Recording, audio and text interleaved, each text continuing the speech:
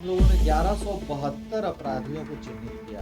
239 मामलों को अनुमंडल पुलिस पदाधिकारी मतलब एसडीपीओ के द्वारा एसपी को अग्रसारित किया गया। 12 मामलों में अभी तक एसपी के कार्यालय में विचार किया जा रहा है। 188 मामले ऐसे हैं जिसमें माननीय न्यायालय में प्रस्ताव भेजा जा चुका है। न्यायालय एक्स पार्टी एक पक्षीय निर्णय उसमें उनकी संपत्ति को पूर्ण करने के लिए आदेश करेगा। 100 फास्ट ट्रैक कोर्ट के गठन के लिए हम लोग राज्य सरकार से अनुरोध करेंगे। जो संगीन अपराध के मामले हैं उन मामलों को उन न्यायालयों में ले जाकर के जल्द से जल्द हम सजा करा दें, ताकि जो काफ़ी इम्पोर्टेंट गवाह है वो पक्षद्रोही ना हो सके, उनको टाइम और न्यायालय नोटिस इशू करेगा, 14 दिन का समय देगा उनको एक्सप्लेन करने के लिए, जो भी अपराधी हैं उनको, कि आप न्यायालय में आकर जवाब दीजिए। अपराध से अर्जित अपराधियों की संपत्ति को जब्त करने की कवायद तेज कर दी गई है। बिहार के डीजीपी विनय कुमार ने अपराधियों की संपत्ति अटैच करने से जुड़ी अहम जानकारी साझा की है। सोमवार को बिहार पुलिस मुख्यालय में प्रेस कॉन्फ्रेंस के दौरान डीजीपी ने बताया कि अवैध संपत्ति अर्जित करने वाले 1172 अपराधियों की पहचान की गई है। 188 अपराधियों के खिलाफ न्यायालय में प्रस्ताव भेजा गया है, जबकि 4 मामलों में न्यायालय का आदेश भी पारित हो चुका है। डीजीपी ने कहा कि भ्रष्टाचार पर बिहार पुलिस जीरो टॉलरेंस के तहत काम कर रही है। किसी भी पुलिस पदाधिकारी के खिलाफ भ्रष्टाचार की शिकायत मिलने पर अविलंब कार्रवाई सुनिश्चित की गई है। निगरानी द्वारा इस साल 12 पुलिस पदाधिकारी को रिश्वत लेते हुए गिरफ्तार किया गया है। डीजीपी ने बताया कि गंभीर कांडों के निष्पादन के लिए हर जिले में 2 से 5 फास्ट ट्रैक कोर्ट गठित करने का प्रस्ताव सरकार को समर्पित किया जा रहा है। इसके साथ ही कई अहम मामलों पर डीजीपी ने जानकारी दी। क्राइम प्रोसीड्स को जब्त करने के लिए आईओ को सशक्त बनाया गया है।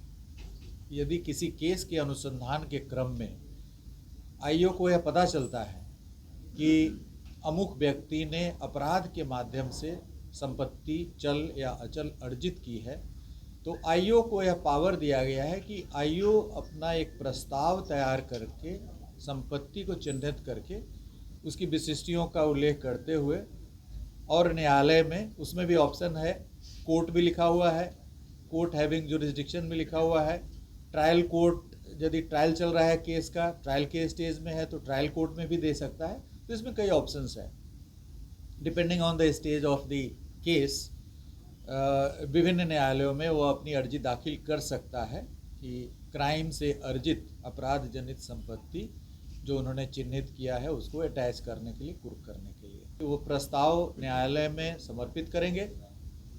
न्यायालय नोटिस इशू करेगा, 14 दिन का समय देगा उनको एक्सप्लेन करने के लिए, जो भी अपराधी हैं उनको, कि आप न्यायालय में आकर जवाब दीजिए कि ये संपत्ति आपने कैसे अर्जित किया है।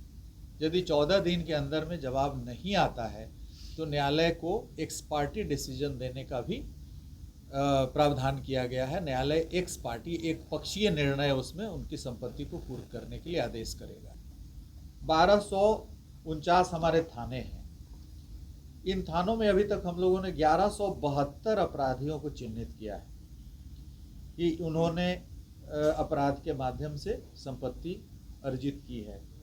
239 मामलों को अनुमंडल पुलिस पदाधिकारी मतलब एसडीपीओ के द्वारा एसपी को अग्रसारित किया गया, और 212 मामलों में अभी तक एसपी के कार्यालय में विचार किया जा रहा है।